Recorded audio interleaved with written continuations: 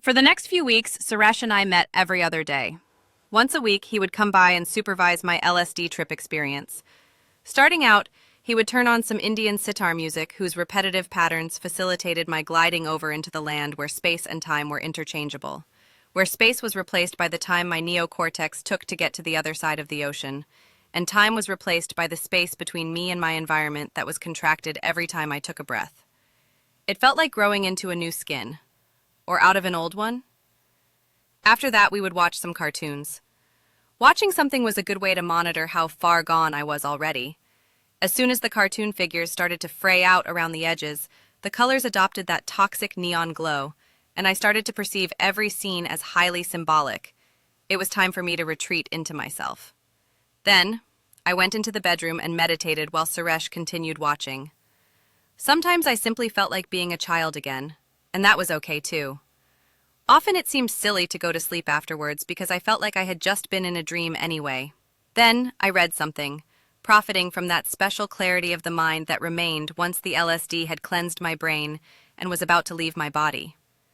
Sometimes after or during a trip, I had these flashes of insight that kept my head floating in the air for days. Then again, there were days when I felt depressed as soon as the melody of infinite promises changed back into the static of reality. I sometimes skipped Chinese classes or therapy sessions because I couldn't get out of bed. Suresh gave me books to read. They spoke of overcoming, of solubilizing the ego. I learned to perceive the ego, myself, as something that was always in the way, keeping me from realizing what had really happened to me during the accident.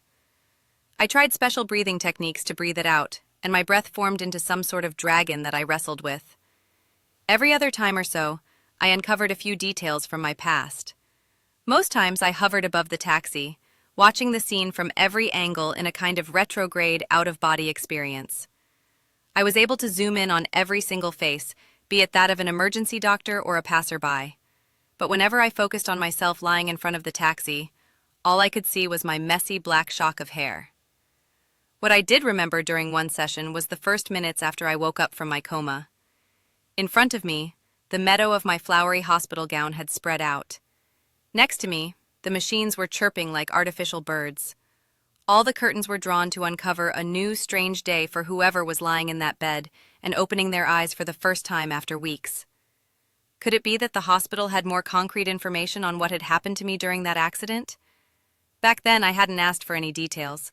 If I had, my amnesia had washed that away too, sloshing backward and forward into my present and future like water that had penetrated the insides of a notebook, making not only the already filled-in pages unreadable, but also leaving the empty pages in a state that made every word you tried to write on them frizz out beyond recognition.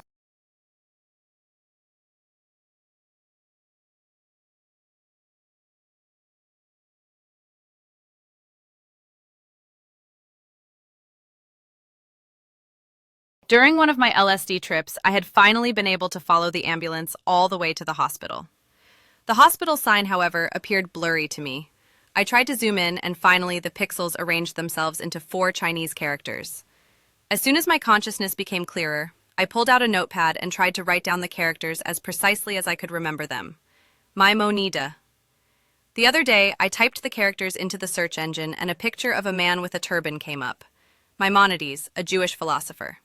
I typed in Maimonides and New York. A map with 2 place markers popped up. Maimonides Children's Hospital. Maimonides Medical. Bingo. A rush of blood rose from my toes up to my head. With shaking hands, I grabbed my phone and typed a message to Suresh. I think I just made a breakthrough. Chinese characters are involved and a philosopher. Wow. Care to elaborate? He wrote back. Not now. I have to check something first, out in the city.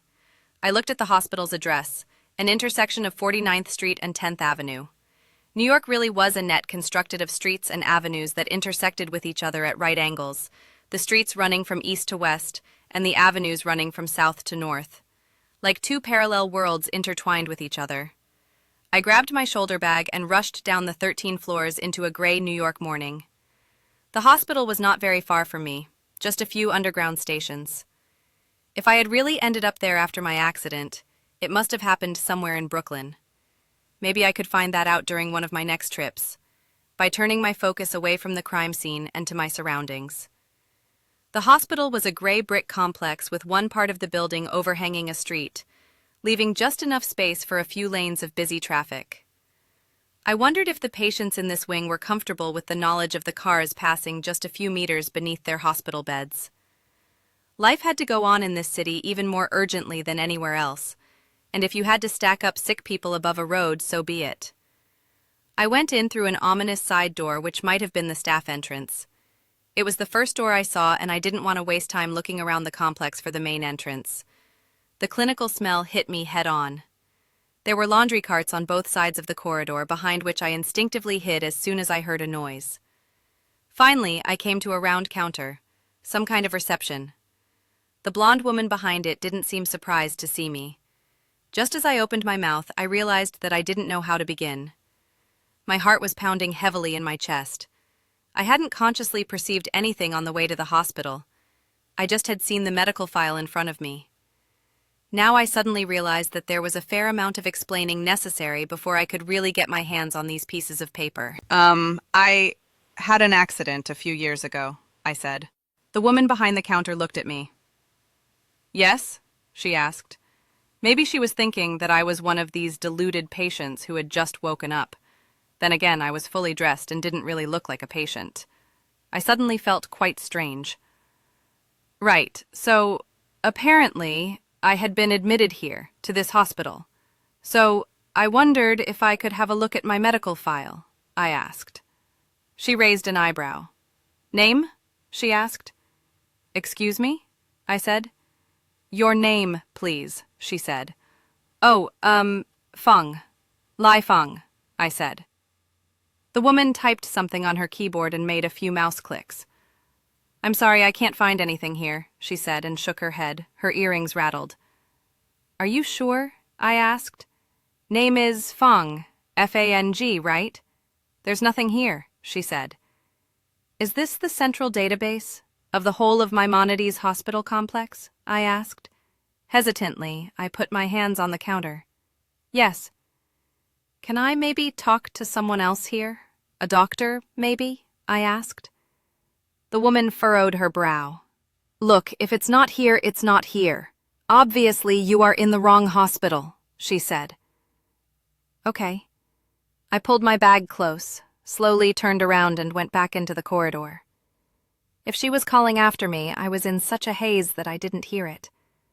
Everything was wrapped in cotton wool. Even the handle of the door I pushed to get outside. How could it be that I had received such a clear image in my mind, and yet it seemed to be completely wrong? Did this mean that everything else I had seen during my trips was wrong as well? Was everything just a product of my imagination? Then the universe was a chaotic, arbitrary, ever-expanding lump, and everything I had ever believed in, karma, synchronicity, poetic justice, was wrong.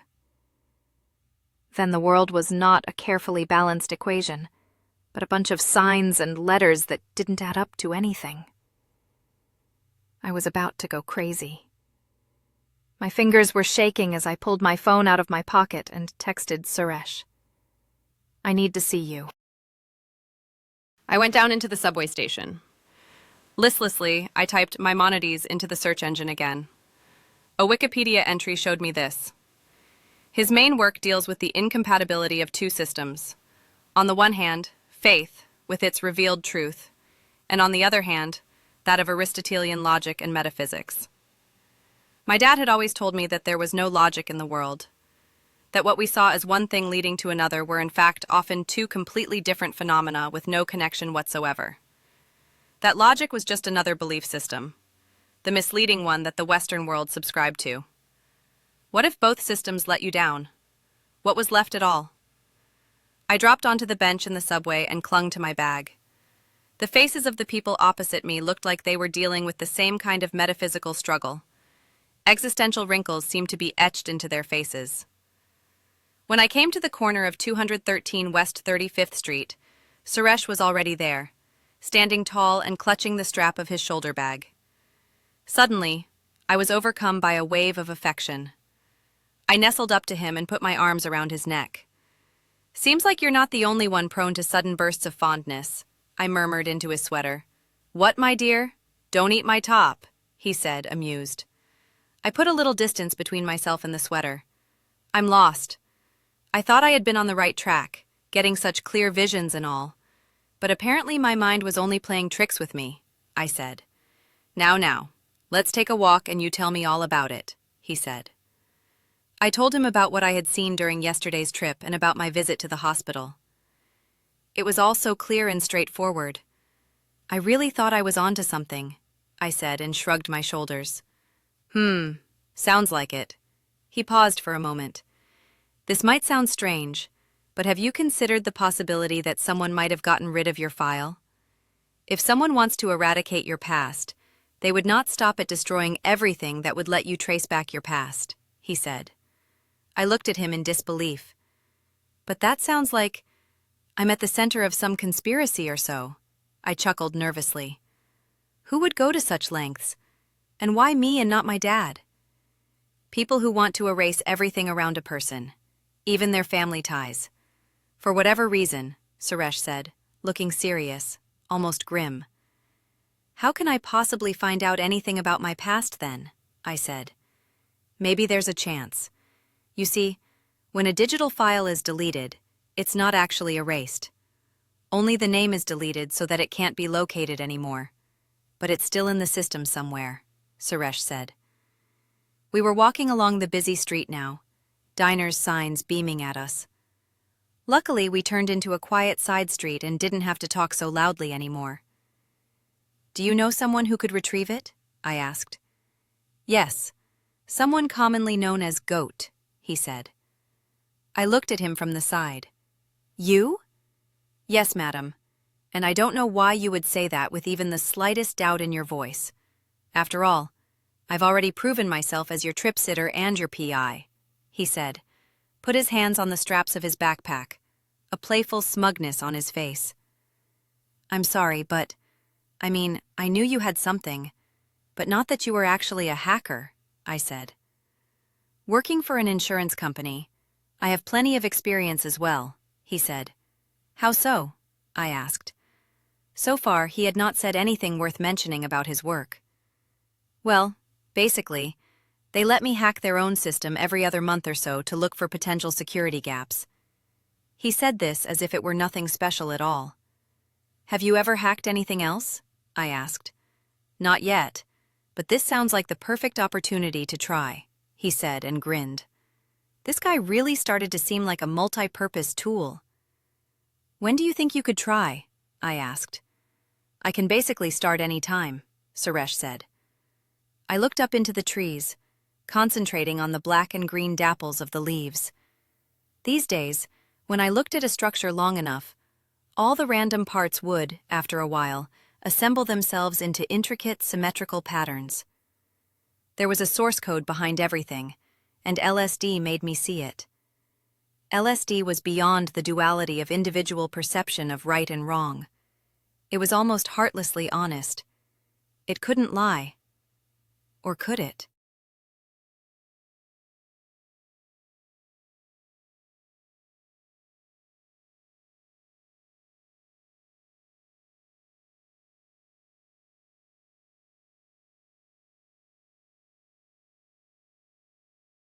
The next few days, I sat anxiously in my chair in Chinese class and group therapy, waiting for the weekend to start. When I walked out of my last session on Friday afternoon, the first thing I did was text Suresh. I didn't even wait for Izzy. Suresh had texted me yesterday that he had been able to install something that was, funnily, called a cookie catcher. I had realized that I needed the file not only in order to know what had happened to me, but also because I needed some kind of proof that I existed, that I was a human being that could get hurt, at least that I had been someone that could get hurt. The LSD was causing me to become more and more distant from my body, so that my consciousness was more than ever floating 2 meters above me. Should we meet at your apartment then? I texted Suresh. He wrote back, Whoa, who said you can watch? Remember when you said you have to do this on your own? Well, this is a thing I have to do on my own. Back home, I tried to distract myself with the latest news on the UFO front. Recently, I had bought several simple surveillance cameras which I had hung outside my windows facing the sky. I intended to let them hang there for several months in the hope that, at some point, a UFO would show up on the recording. U.S. pilots had time and again reported mysterious sightings. I was convinced that if the general public would gaze up into the sky more often, there would be more UFO sightings. Just as I was reading about some fighter pilots discovering mysterious blinking triangles in the sky, my phone vibrated. "I did it," Suresh wrote. "I can come over and show you what I found." 20 minutes later, Suresh was standing in front of my door. "Oh my God, I can't fucking believe it. You must be the best boyfriend on earth." My heart fluttered. Boyfriend. We had never really made our thing official, but somehow we didn't have to. From the first date on, it had been clear that he would be there for me, his eyes always fixed on me, never even meeting anyone else's gaze. "I know, right?" he said, winked, pulled off his shoes, and put them neatly by the door. We sat down on the sofa, and he pulled out a few sheets of paper. I tried to get a look at them, but he put them on his lap upside down and placed his folded hands on them. "Now, before I show you this, I want you to mentally prepare yourself. Remember, this is just paper. It's nothing real," he said. I looked at him. "How can it not be real if it states what really happened to me?" I asked. "Yeah, I'm just saying," he started. "Just show me already," I said. Reluctantly, he put the sheets in my lap. I leafed through them until I got to something that looked like a short report surrounded by a frame. It said, "Patient was admitted to the hospital because of severe head injuries, several broken ribs, and a fracture of the right arm. She was put in an artificial coma from which she did not wake. On December 10th, 2019, her father decided, in accordance with the head physician's evaluation, to put her off the machines." I felt as if a black hole had opened up beneath my feet and sucked me into it. All my limbs seemed to have suddenly lost contact with gravity and reality. I was in outer space with no firm ground under my feet, set free by everyone, yet somehow I was still here. "Are you?" "Shit. I should have softened the blow," Suresh aided and lay his arms around me. I remained stiff, glancing at the sinking night sky behind him. Somehow a laughter ripped from my throat. "But I am still here, right? I am still here," I said. "Yes, you are," Suresh said and stroked my back.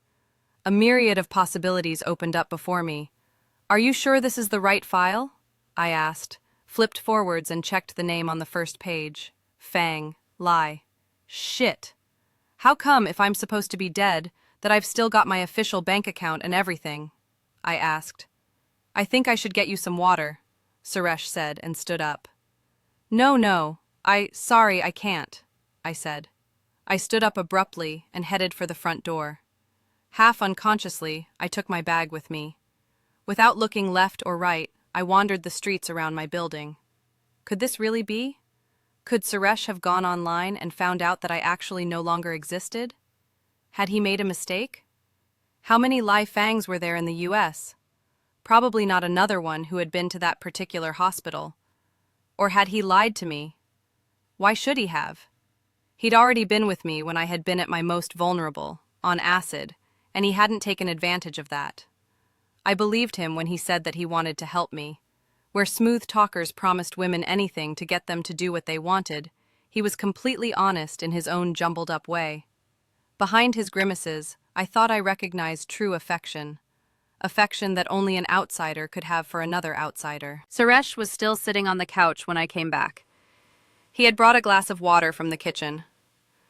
"Are you okay?" he asked.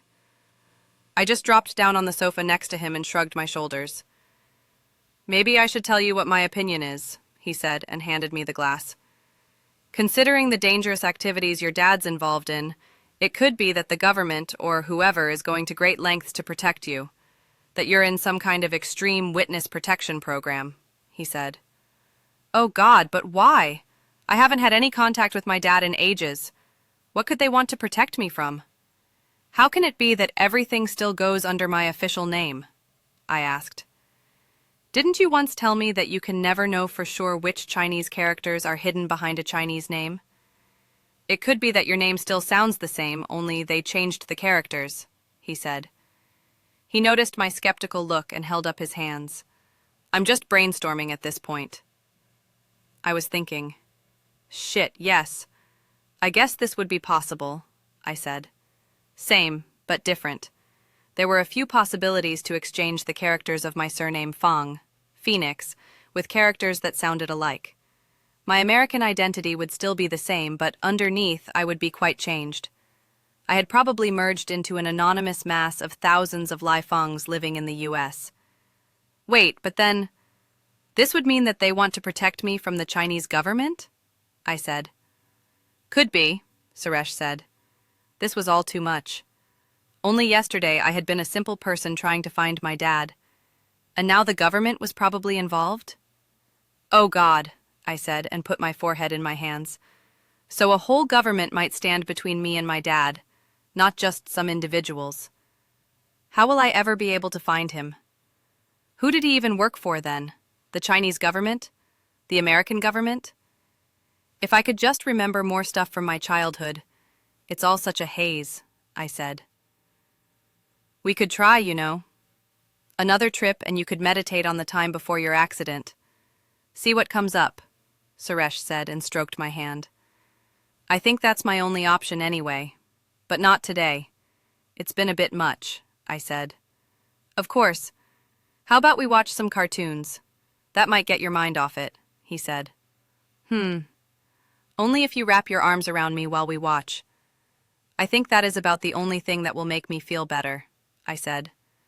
The second I heard Roadrunner make his classic meep meep noise, my mind began to grow strangely calm. I snuggled into Suresh's arms and looked at the screen with half-closed eyes until at some point, my eyes flipped shut, and Roadrunner continued running endlessly on the canvas of my eyelids.